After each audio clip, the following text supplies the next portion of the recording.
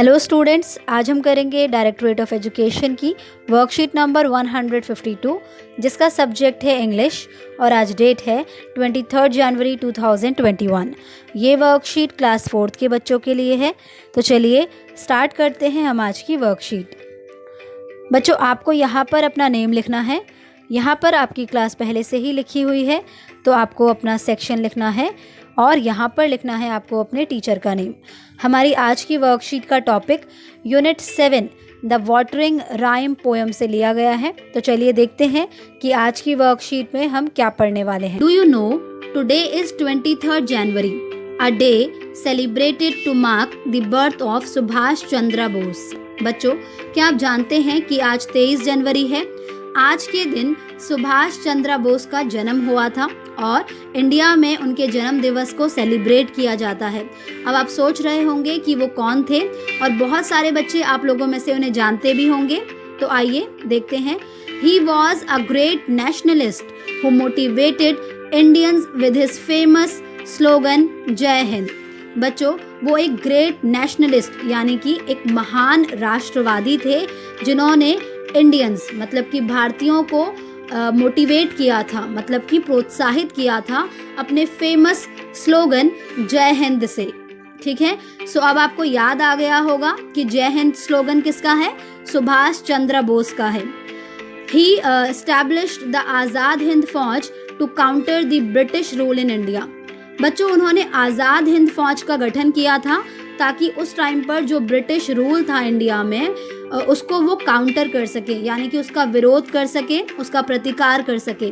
So Subhash Chandra Bose inspired millions of youth to join the struggle for independence in India. बच्चों, उस time पर सुभाष चंद्र बोस ने India में बहुत सारे यूथ को, यानी कि समझ लीजिए कि लाखों युवाओं को इंस्पायर किया था कि वो इंडिया को इंडिपेंडेंस दिलाने में जो उस टाइम पर स्ट्रगल हो रहा था, संघर्ष हो रहा था, उसको ज्वाइन कर सकें। People across India celebrate this day to honour Netaji as he is fondly called. बच्चों, पूरे भारत के लोग इस दिन को सेलिब्रेट करते हैं नेताजी को ऑनर देने के लिए, यानी कि सम्मान देने के लिए। ऑनर का मतलब सम्मान। तो यहाँ पर नेताजी किसे कहा गया है? सुभाष चंद्र बोस को। बच्चों, लोग उन्हें प्यार से नेताजी कहते थे। तो यहाँ उनका एक और विचार दिया गया है, आइए उसे देखते हैं। One individual may die for an idea, but that idea will, after his death, incarnate itself in 1,000 lives. तो उन्होंने कहा कि वन इंडिविजुअल में डाई, इसका मतलब ये है कि एक इंडिविजुअल मतलब कि एक व्यक्ति एक आइडिया के लिए, एक विचार के लिए मर सकता है, but that idea will after his death, लेकिन वो विचार, वो आइडिया उसकी डेथ के बाद यानी कि उसकी मृत्यु के बाद इनकारनेट होता है। इनकारनेट का मतलब होता है अवतार लेता है। तो उसकी मृत्यु के बाद वो विचार अवतार लेता है बहुत सारी लाइव्स में, थाउजेंड्स ऑफ लाइफ में, हजारों लाइव्स में। ठीक है, तो ये किसने कहा? सुभाष चंद्र बोस ने कहा। Good morning dear children, good morning प्यारे बच्चों। Let's read more about the watering rhyme. तो चलिए बच्चों, आज हम द वाटरिंग राइम पोएम के बारे में और भी कुछ जानते हैं। This part tells us about where and how to water a plant to make it grow well.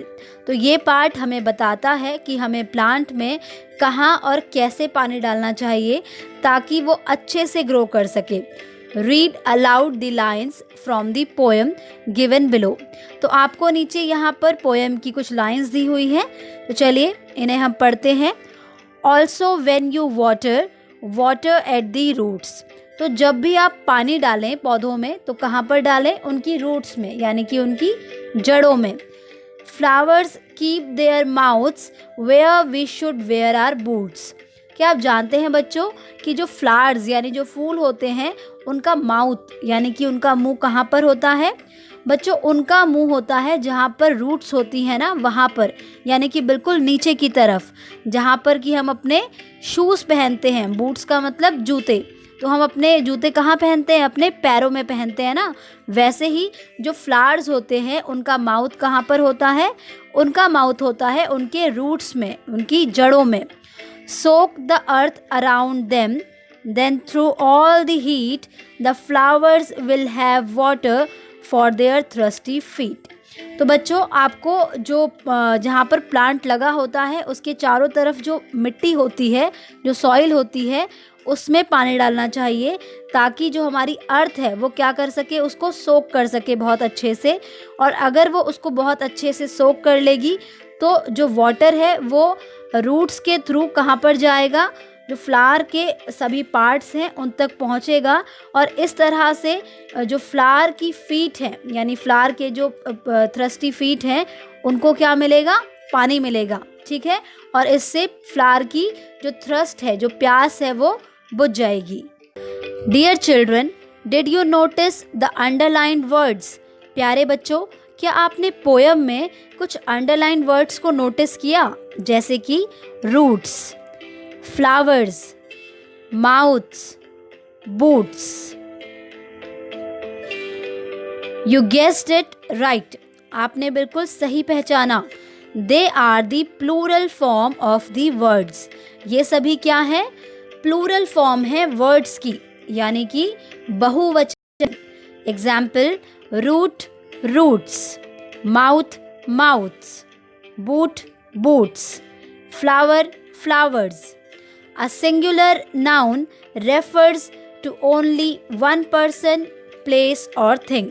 बच्चों, एक सिंगुलर नाउन यानी कि एक वचन किसको रेफर करती है, एक पर्सन को, मतलब कि एक व्यक्ति को, एक प्लेस यानी कि एक जगह को, और एक थिंग यानी कि एक वस्तु को। जैसे कि यहाँ पर लिखा है रूट, तो रूट का मतलब क्या है कि एक जड़। ऐसे ही माउथ, तो माउथ का मतलब है एक मुंह। बूट, बूट का मतलब है एक जूता। इसी तरह से फ्लावर, फ्लावर का मतलब है एक फूल। आगे देखते हैं, a plural noun refers to more than one person, place और थिंग। तो बच्चों, जो प्लूरल नाउन है यानी कि बहुवचन संज्ञा है, वो मोर देन वन पर्सन, मोर देन वन प्लेस और मोर देन वन थिंग को रेफर करती है। इसका मतलब ये है कि एक से ज़्यादा व्यक्ति, एक से ज़्यादा जगहें और एक से ज़्यादा वस्तुएं। ठीक है, फॉर एग्जाम्पल रूट्स, तो रूट्स मतलब कि बहुत सारी जड़ें। माउथ्स, तो ये भी एक से ज़्यादा को रिप्रेजेंट कर रहा है। ठीक है, इसी तरह से बूट्स, तो बूट्स भी एक से ज़्यादा को रिप्रेजेंट कर रहा है। ये दो भी हो सकते हैं, दो से ज़्यादा भी हो सकते हैं। इसी तरह से फ्लावर्स, तो ये भी रिप्रेजेंट कर रहा है एक से ज़्यादा को। So most singular nouns needs S और E S at the end to become a plural. तो बच्चों, most of the singular nouns जो होती हैं उनको प्लूरल में चेंज करने के लिए एस या फिर ई एस की ज़रूरत होती है। तो अगर हम उनके साथ एस या ई एस लगा देते हैं अकॉर्डिंग टू द वर्ड, तो वो क्या बन जाता है, प्लूरल बन जाता है, यानी कि बहुवचन बन जाता है। फॉर एग्जाम्पल फ्लावर, तो फ्लावर का मतलब है एक फूल, लेकिन जब हमने फ्लावर के साथ में लगाया एस तो ये बन गया फ्लावर्स, जिससे हमको ये पता चल रहा है कि यहाँ पर एक से ज़्यादा फूलों के बारे में बात हो रही है। ऐसे ही स्टूडेंट यानी कि एक विद्यार्थी, और उसके बाद हमने यहाँ लिखा है स्टूडेंट्स। आप देख सकते हैं कि यहाँ पर हमने एस को ऐड किया है, तो यहाँ पर एक से ज़्यादा विद्यार्थियों को ये दिखा रहा है। ठीक है, इसी तरह से गार्डन यानी कि एक बगीचा, गार्डन्स, तो यहाँ पर भी एस ऐड किया है हमने, तो इसका मतलब कि यहाँ पर एक से ज़्यादा बगीचों के बारे में बात हो रही है। Write the plural of the following words. अब आपको नीचे कुछ वर्ड्स दिए हुए हैं, तो इनके आपको क्या लिखने हैं, प्लूरल्स लिखने हैं। उससे पहले एक बार यहाँ देखिए बच्चों, plural nouns, giraffes, monkeys. A plural noun names more than one person, place or thing. तो इसको हम ऑलरेडी जान चुके हैं।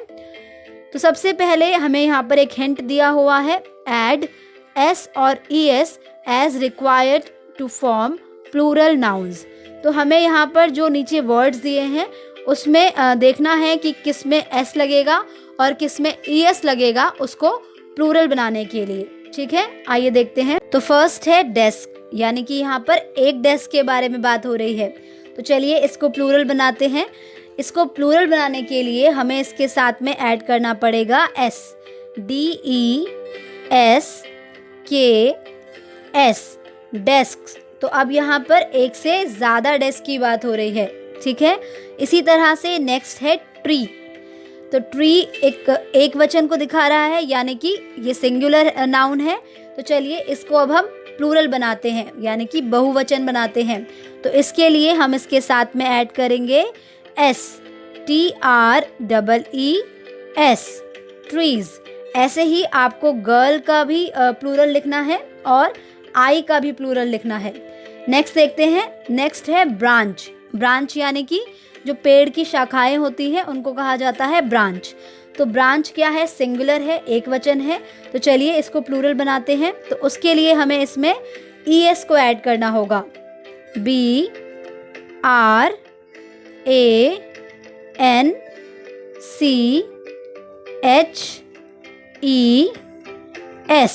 तो ये हो गया ब्रांचेस। तो नेक्स्ट है फॉक्स। यहाँ पर सिर्फ एक फॉक्स के बारे में बात हो रही है। तो चलिए इसको प्लूरल बनाते हैं। उसके लिए हमें इसमें ऐड करना पड़ेगा ES। तो ये बन जाएगा फॉक्सेस, ठीक है।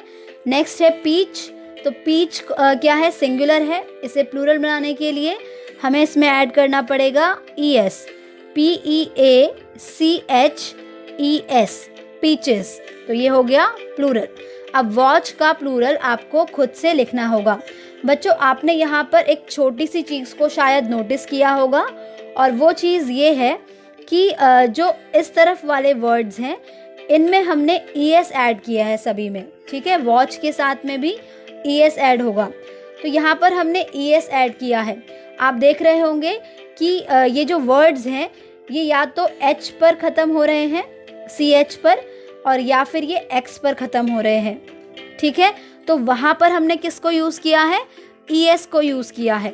जबकि यहाँ पर जो वर्ड्स हैं ये ना तो CH पर एंड हो रहे हैं और ना ही X पर एंड हो रहे हैं। तो इसलिए हमने यहाँ पर S को यूज़ किया है। तो बस आपको इस छोटे से डिफरेंस को थोड़ा ध्यान में रखना है। Let's have some more fun by doing exercises given on page number 95 of the English workbook. बच्चों, अब आपको अपनी इंग्लिश वर्कबुक के पेज नंबर 95 को करना है, तो इसे आप ज़रूर कीजिएगा। इसी के साथ हमारी आज की वर्कशीट कंप्लीट होती है।